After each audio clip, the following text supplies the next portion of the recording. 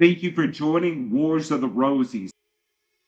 And this is Forum of the Lodge from the Encyclopedia of Freemasonry by Albert G. Mackey.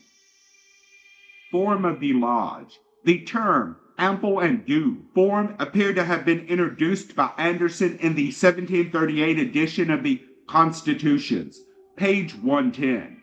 The form of a Mason's lodge is said to be an oblong square, having its greatest length from east to west and its greatest breadth from north to south. This oblong form of the lodge has, I think, a symbolic illusion that has not been adverted to by any other writer.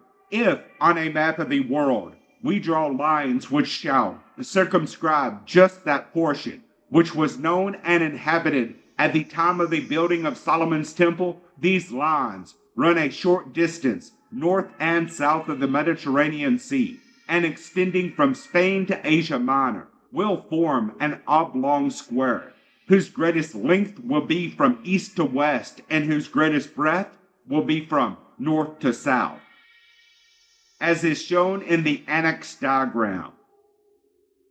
There is a peculiar fitness in this theory, which is really only making the Masonic Lodge a symbol of the world. It must be remembered that, at the era of the temple, the earth was supposed to have the form of a parallelogram, or oblong square. Such a figure inscribed upon a map of the world, and including only that part of it which was known in the days of Solomon, would present just such a square, embracing the Mediterranean Sea and the countries lying immediately on its northern, southern, and eastern borders.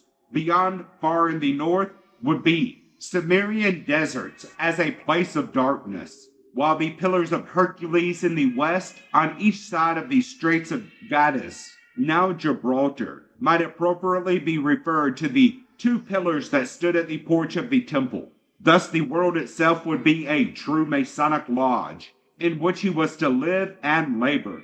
Again, the solid contents of the earth below, from the surface to the center, and the profound expanse above, from the earth to the highest heavens, would give to this parallelogram the outlines of a double cube, and meet thereby that definition which says that the form of the lodge ought to be a double cube, as an expressive emblem of the powers of light and darkness in the creation. Thank you for watching, and please don't forget to share, like, subscribe, and comment. And if you can, please consider donating to Wars of the Rosies. Links to PayPal and Patreon are in the description. Thank you so very much.